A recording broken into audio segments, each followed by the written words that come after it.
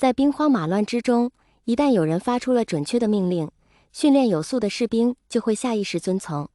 特种兵们停止了射击，转为与机场的安保队伍会合。魏无羡当机立断，接驳指挥中枢，发出了尽可能疏散要求的同时，命令对方给予各方面的配合。事已至此，再将魏氏一家5回隔离间已经不现实了。果然如魏无羡设想的一样，对方很快同意了要求，并且立即行动了起来。地面的骚乱逐渐平息，同时悠扬的龙笛也渐渐响起。那是一曲悠远而宁静的乐曲，像冬日的初雪一般，从天空中纷纷扬扬洒落地面，每一个音符都像细碎的雪花，落地的声响轻盈翩然，时隐时现，断断续续，却让听到的人忍不住心驰神往，侧耳静听。连龙也不例外。巨龙收拢了呲出的尖牙，好奇地注视着半空中的雷鸟。蓝忘机拿出随身携带的琴弦，一头绷在车门把手上，调了2下弦品，琴声随之响起，毫不突兀地汇入了龙笛的乐曲之中。下一个小节，魏无羡吹着口哨也一起加入了合奏。他不只要合奏，发送信息的手指也一点也没有停歇，噼里啪啦打出一串发送给指挥中枢的命令。几分钟后，合奏曲通过他手中的通话器传至指挥中枢，再经由中枢投放至机场的外放扩音器。魏长泽正指挥着聂明觉的小分队布置捕龙网，冲着通讯器叫道：“还能再大声点吗？再大点！”魏无羡离得不远，听到了，立刻打字回道：“不能，他们听不到，音频全窃给我了。”打出来的字被智能机器人认读，以十分 Siri 的口吻念给了通讯频道里的每一个成员。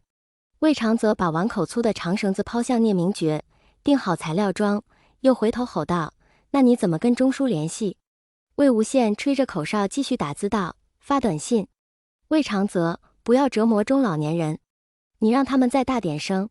魏无羡手口并用，忙出了一头汗。打字发完消息，整个机场已经变成了一个巨大的舞台，而脊背龙已经完全沉浸在乐曲中了。由于暴怒而长大的身躯渐渐收拢变小，并且一点点靠近了乐曲声最响亮的地方。他拍打了一下翅膀，向雷鸟的高度降低了些，龙头与雷鸟保持在差不多的高度，又转过脖子，十分难受地吐了几下舌头。龙笛毫无停歇，一直持续着。乐曲经由首乐章的安抚，第2乐章的宁静，迈向第3乐章的凝神。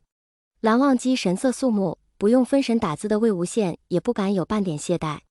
这不是校内演出，一旦吹错一个音符，就会在扩音器的加持下被放大10倍100倍，更有可能导致抓捕行动失败。他悄悄地向蓝忘机又靠近了一些，像是为了更清晰的收音效果似的，让通话器置于琴弦和他的口哨之间。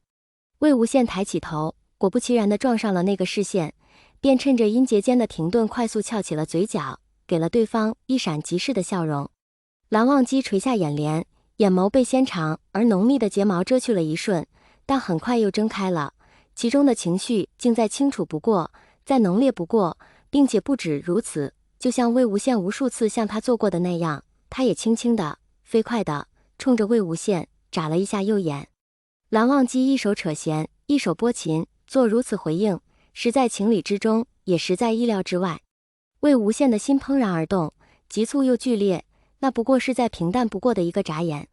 同住的日子里，他每天都会向蓝忘机抛个1、2次，他从未想象过，当立场调转时，竟会遭遇如此大的冲击。他唯一庆幸的是天天相见形影不离，让他对蓝忘机的美貌有了少许免疫力，才不至于在心悸之下吹错了音符。第3乐章之后，天空中大龙的体积以肉眼可见地速度缩小，他面目狰狞地发出怪异的嚎叫，不像是嘶吼，反而像是因为难受而发出的呻吟声。明明他情绪上已经趋于平静，却时不时会僵直或者颤抖。终于，在一次的摇头摆尾之后，挪威脊背龙倏然一震，喷出一口雾蒙蒙的风卷，狂风携着灰黑的土沙，遮天蔽日一般奔袭而至。地面上几乎所有人都发出了惊叹。在风中，一架庞然大物赫然出现，随着风急速下坠。是失联数日的UA6810。指挥中枢的通讯频道被龙笛乐曲占据，信息便以文字形式迅速传向每一名成员。魏无羡一心二用瞥了一眼，上书，救援直升机请求起飞。捕龙网已经布置就绪，魏长则盯紧了天空的巨龙，对通讯频道嘶吼道：飞飞飞！我们抓龙，不用请示，不许攻击龙。这次不需要魏无羡再帮忙打字了，旁边已经有人眼明手快地发出了文字信息。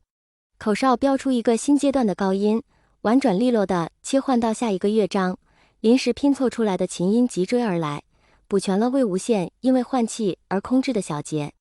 Norwegian Ridgeback 喜食肉，尤其爱吃海鲜。捕龙网中，临时征用的新鲜金枪鱼堆成了一座小山，海水和鲜血的腥味顺着风，一阵阵往众人鼻腔里钻。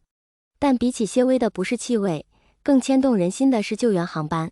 几十架救援直升机次序升空，牵引绳、牵拉架、中枢呼叫台又辟出另一条专门频道，一遍遍与航班联系。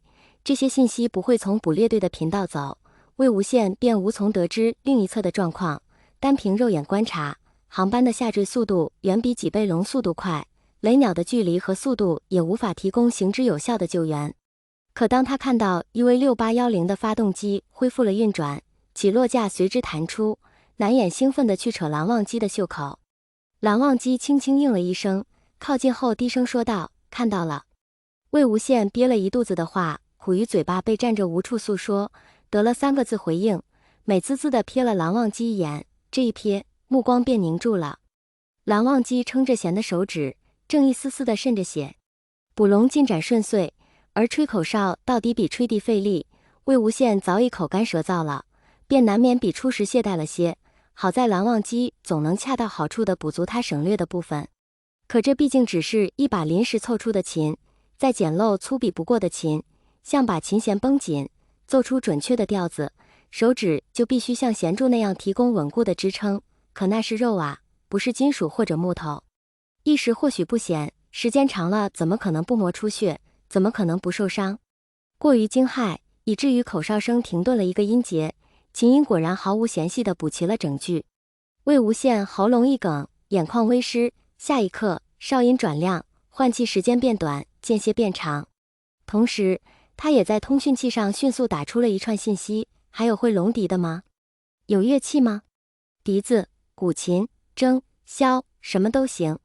立刻，马上，请求支援。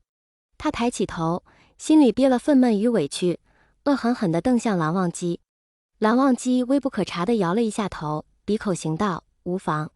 魏无羡心里清楚至极，这种状况下自己冲在第一线，蓝忘机只会舍命相陪，绝不可能中途退出，所以他便不会说出你退后，我一人面对这样辜负蓝忘机信任的话。